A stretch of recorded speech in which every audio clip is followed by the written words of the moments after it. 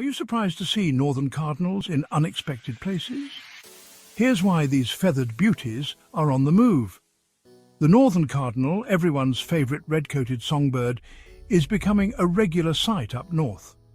Once a southeastern superstar, the cardinal now graces winter landscapes as far as southeastern Canada. But why the move?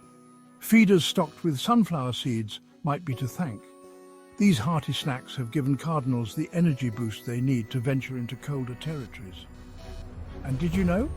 The northern cardinal is the official state bird of 7 eastern states. Yet, despite its growing range, it's still mostly absent west of the Great Plains, though you might spot them in the desert southwest, adding a splash of colour to the arid landscape.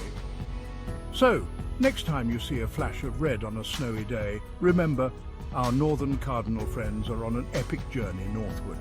Keep those feeders filled and enjoy the show.